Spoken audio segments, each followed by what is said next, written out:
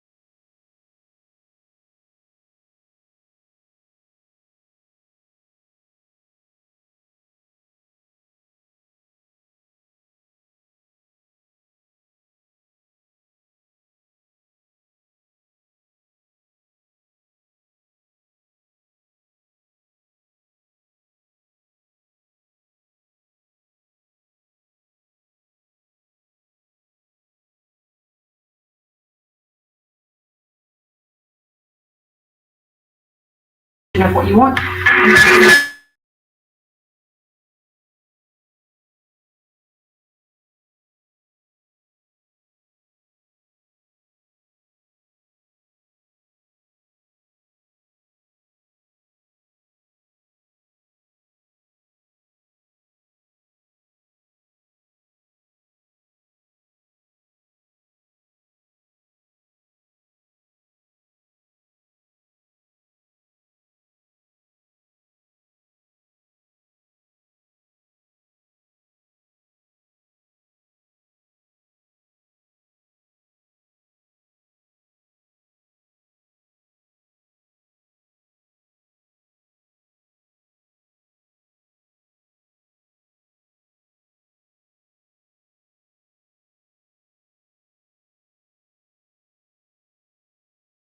So it's about trying to make universal language that everybody can understand, because the NHS have a language of how they talk and the charities we have our own way we talk. So it's trying to have these agreed principles.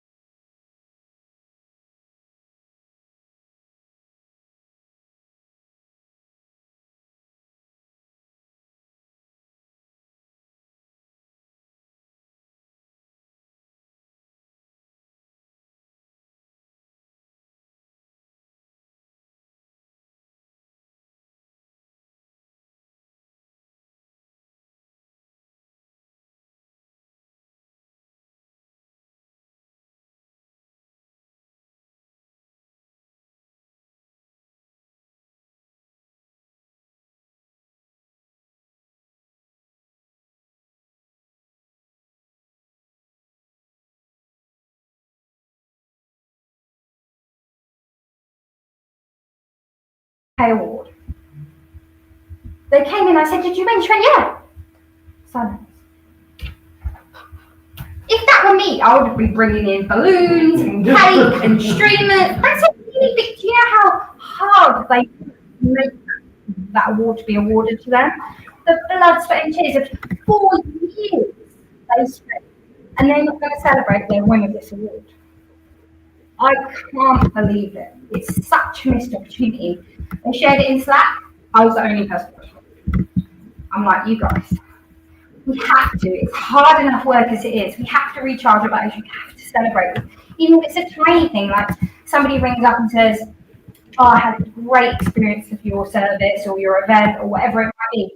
Celebrate, encourage us. I know it's very difficult because it's not British. We can't be seen to brag, can we? You know, we have to be like humble at all times. But man, like we have to. Yeah. I used to stop. Good. We got like good music. Yeah. And we go, oh right, you know, and like, oh, I was like, Yeah. You know, let's go over here and you know, let's just do a circle of like celebration. Yeah. Is the pressure, you know, the pressure. You feel the pressure to kind of carry on. Yeah. You really do. I think we have a lot of responsibility. We carry that heavy, don't we? In the charity sector, it's not really just a job. We're trying to do something with purpose. But that can be a very heavy weight to carry. But what we need to do is say, I love making a difference in my job. It's a great thing.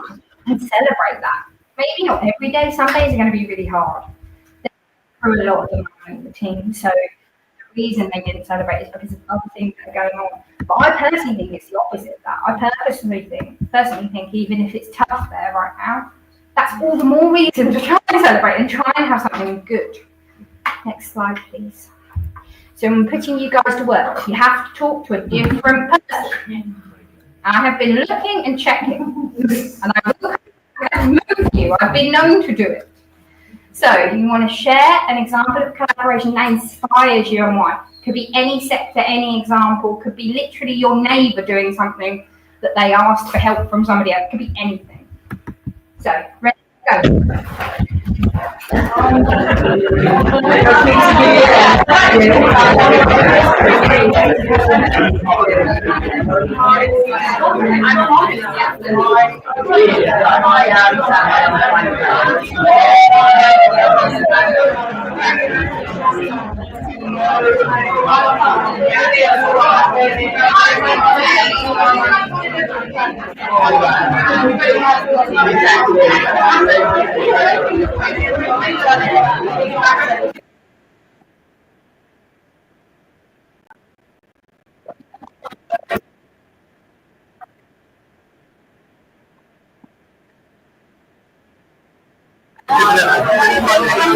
I mean, obviously, it's not coming out like second.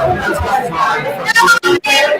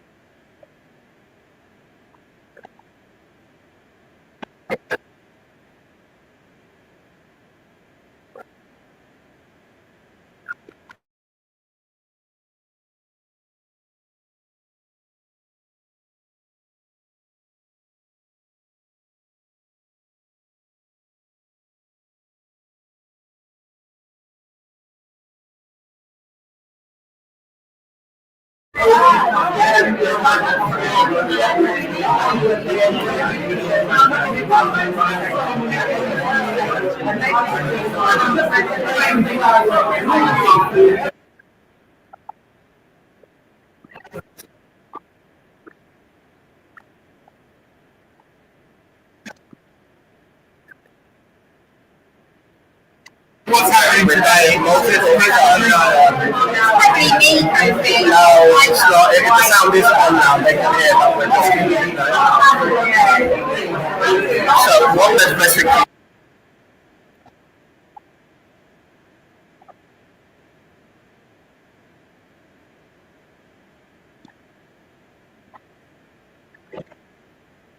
which is what I could have done. That's what I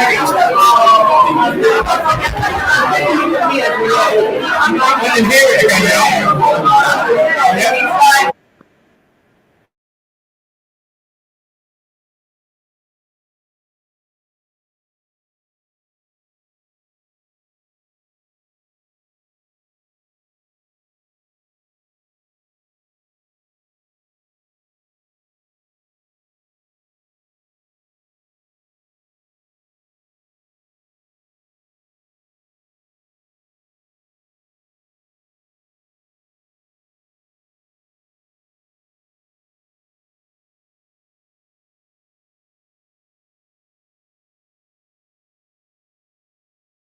Right, now you need to write down who you met on a piece of paper or in your phone. Whoever you met, write it down. If you're not sure of their name, ask them, they won't know. So, who did you meet? What's your name? Julia, please write the names down for everyone. Write down who you met. Either on your phone or on a piece of paper, please. I just not used it.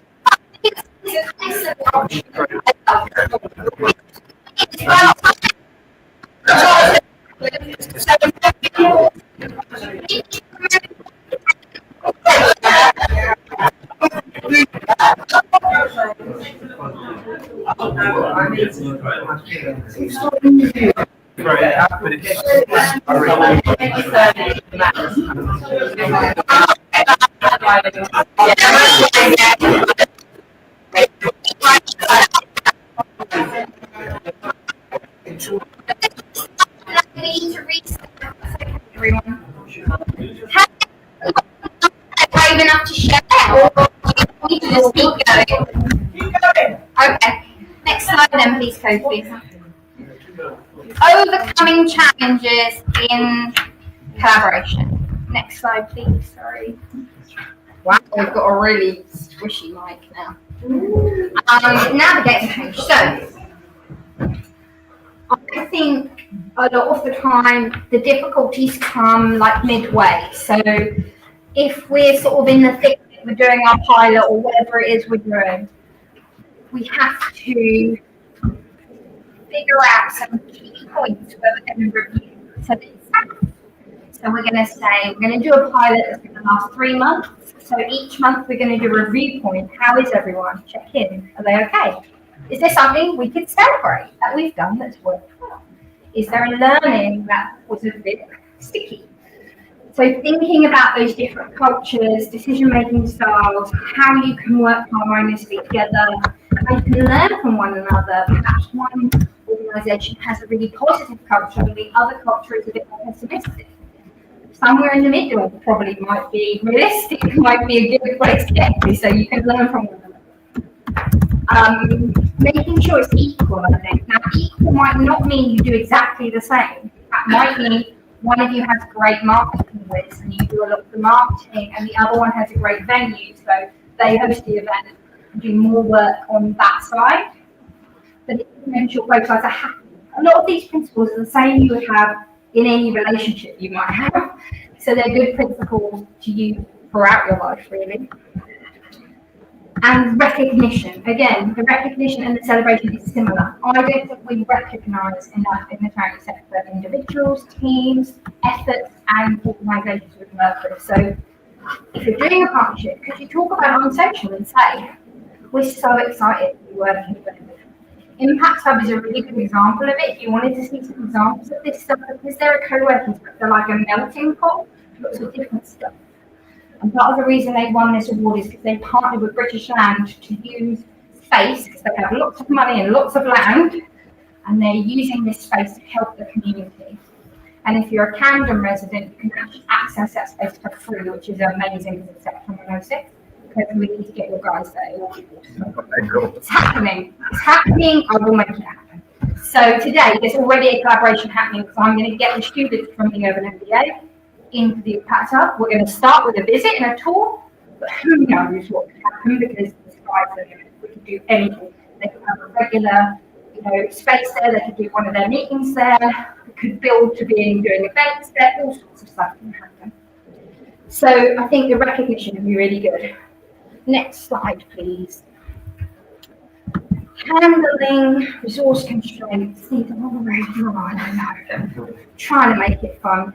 But I mainly have put these slides for you guys, like when you're taking collaboration seriously, I'm hoping that you go back to your organisations, collaboration's on the agenda in your team meeting. How do we do it? What could we do? Even if we start small. Thinking about avoiding that competition. I think there's a lot of competitiveness in the charity sector. It's quiet, but it's there. And I think sometimes our competitors could be our greatest allies. They could be people who could really help us move forward really powerfully. Are you accepting questions? Yes. So the collaboration tends to, or the lack of collaboration tends to be because of the funding problem Yes. that we're all fighting together. Yes. So how do you deal In with the that? sense of there's a certain pot that you're all going for and you're competing against to get the pot. That's the problem. So Yeah. what tends to happen is it becomes competitive, Yes. even though people do want to collaborate. And that's why a lot of people are very negative now in the charity sector, because they pretend it's all about collaboration, but it doesn't necessarily really do that. Because when I did a collaboration event for the charity meetup years ago, I tried to get an example of two charities collaborating together. I could not. And I'd been doing the meetups for a long time, and I've never struggled to find a speaker and an example. The only people who wanted to come forward were people who come out with corporate and charity collab. Very common, happens a lot. But I don't think it doesn't happen. I just think it's usually multiple charities a lot of the time, rarely two. I don't want to move on until I've just tried to tackle Kobe's question even a little bit. This is part of the problem. I think we focus too much on the pots of funding, and we think that's our only thing we can go for. I think we have to diversify our income streams. Absolutely. I think look at this Impact Hub example. They would have never been able to open this massive space they've opened if they'd have only limited their thinking to funding. They work with British Land. British Land help them access that space, leverage money that they never would have been able to leverage without that corporate support. So I think it's about thinking about funding and income streams in new ways. I'd like to see much more earned income. I'd like to see more collabs with social enterprises who are often freer more innovative thinking, more forward thinking, technology. Quite rare for a charity or social enterprise to collaborate. Totally. I find funders like collaborations because funders hate duplication of effort.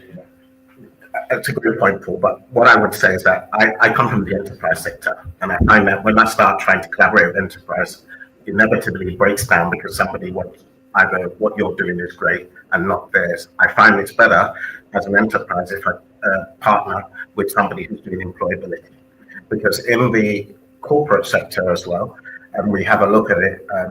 When I worked for Nike and they did a collaboration with Apple, it broke down in exactly the same way. Land security will not work with British Land. So in the corporate sector, they don't do that either, right? No. Because ultimately, if they're both in the same sector, they know it's going to be a fight. So I just think that in the charity sector, there is a lot of non-truths. And maybe it's better that you collaborate with somebody that's doing something else and not the same as you. You have beneficial things to bring. Absolutely. Whereas if they're going for a big lottery bid, then to what Paul's saying works better because you're all in it to try and get that money, and so you will work together better. And I do think, I agree with you that some funders like collab, but I think it depends on the funder, and some funders aren't there yet, but I'd love for them, more of them to innovate and think about it in new ways. And I also think going for funding together, remember, is in a high intensity collaboration opportunity. So it's going to be a time intensive and resource intensive thing. So it's not going to be for everyone all the time. It could be something to work towards, which is where I suggest you start a small build. Next slide. Oh. Well, I hope it's going to be successful, but we managed to raise £500,000 from last week. Okay, we're clapping.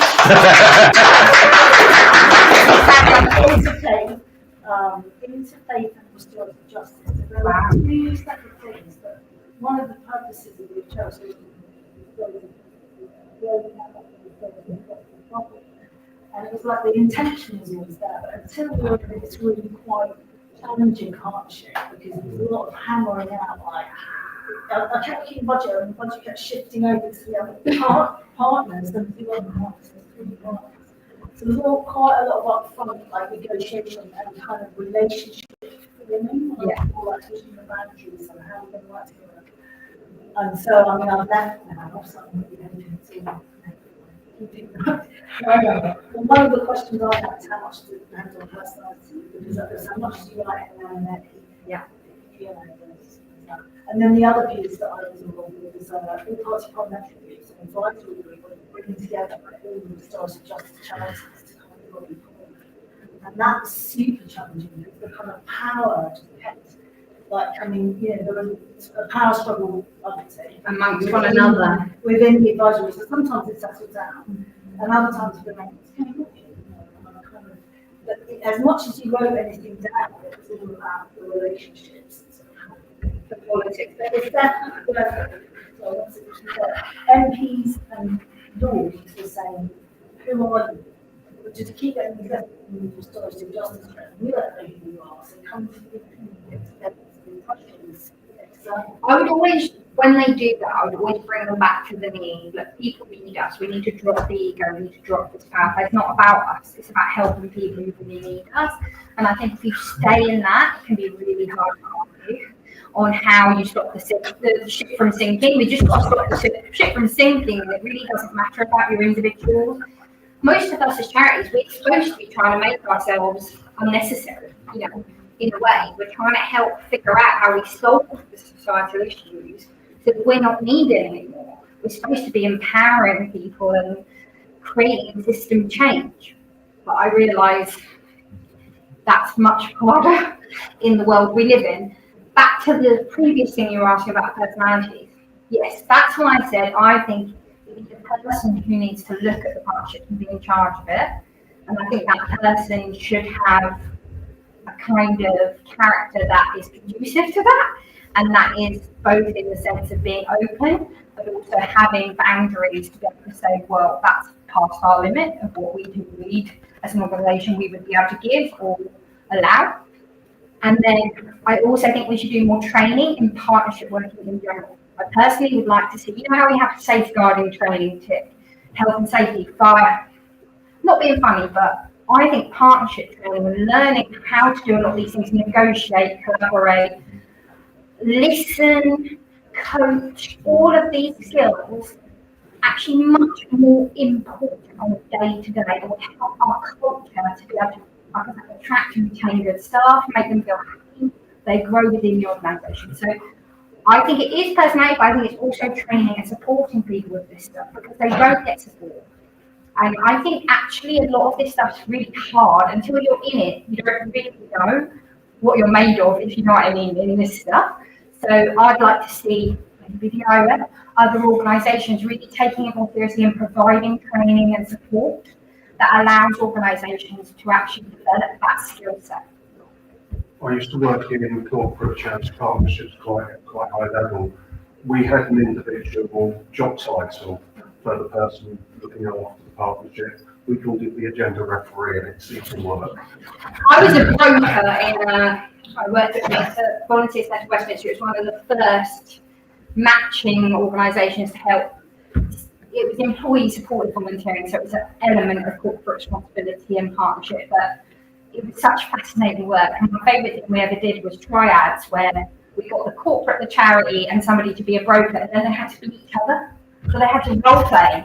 The charity had to pretend to be the corporate, and they all had to try out being a broker, and they all realised how hard it was to be the broker, and be the person in the middle, trying to keep everybody happy. But it was really useful because it was practical training where they could practice. We don't do enough practicing, making safe spaces to try new things and to grow.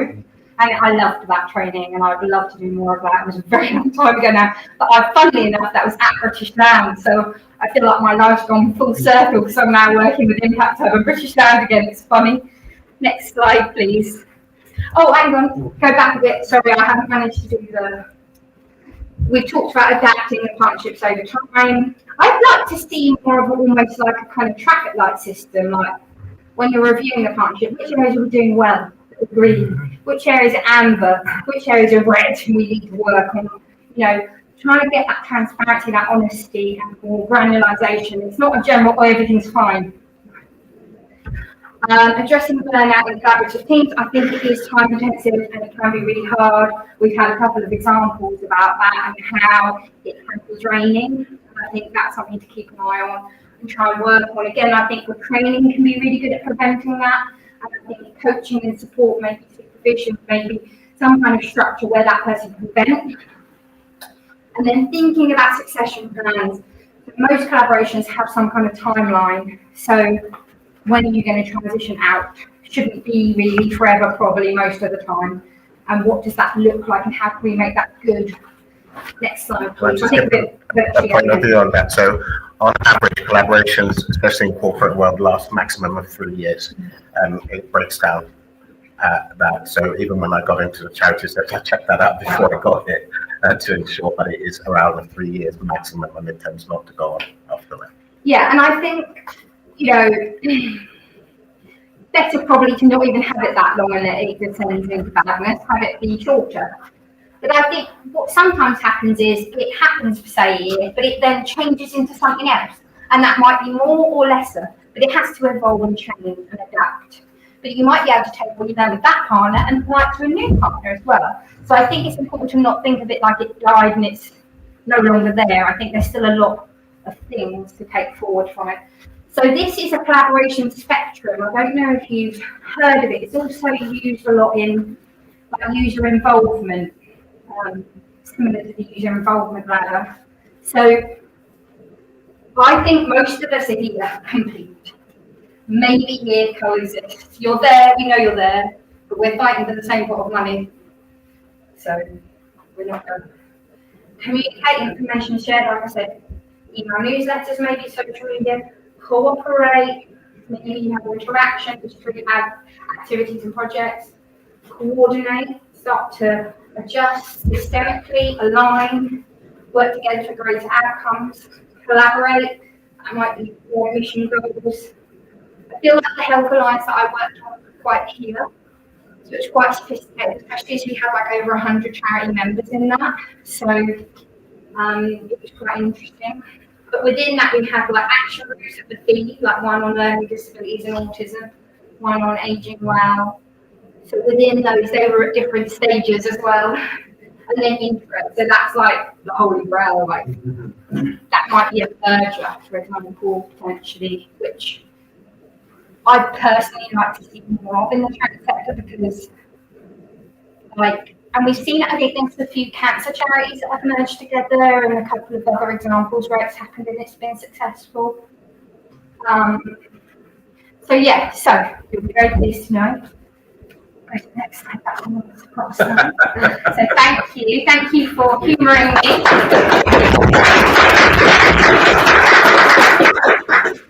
I'd really love to hear, like, if you do from today, do something collaborative, or you've met somebody new, and you connect and you follow up after the day, looking at you all, you've written down who you've met. The next step is to follow up. Collaboration is really important, and we have to get it on the agenda in our meetings much more often than we currently do, especially when it comes to like funding and new avenues of doing things. And thank you for inviting me to speak, and I hope maybe some of you might join the charity meetup online or in-person stuff. If you'd like to sign up to the email newsletter, let me know and I can help you, because that's the best way to hear. Thank you, everyone. May I just say something, please? Thank you. Sorry I didn't get to meet any of you. Obviously, I was just trying to help pay these this up. But I actually have a charity called Music for Children, which supports loads of young children across the autism spectrum, disability programs, but also refugee children. And I just want to say to you, at the moment, this year we run a disability program at Glastonbury, and I pulled together 7 or 8 different partners under the Economic Diversity budgets. And we're doing it again in 2025. And right now, everything you've spoken about today is all the issues I'm facing. I'm not even meant to be here today, but honestly, you've blown my mind. So, thank you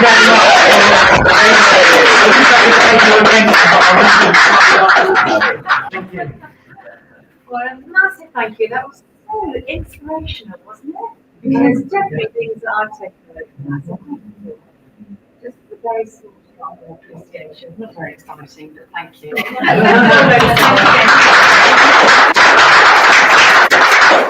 Okay, so our next First Thursday is online. It's going to be on the 9th of January. And we're going to have another group speaker, Alan Clayton, and he's going to talk about great fundraising organisations. So another session that's hopefully going to inspire us. Oh, I was Paul. And the new book he's publishing at the end of January on it, so we've got a bit of a scoop with a legal. Exactly. Yeah. No, we're not doing that. So we're going to say goodbye to the online attendees. So thank you very much for joining us. And everybody here, please do hang around. We've got the most amazing pizzas in London about to turn up and so have a drink with us, have some pizza, and yes, take care. And if I don't manage to speak to all of you later, happy Christmas. Too early to say that. Thank you.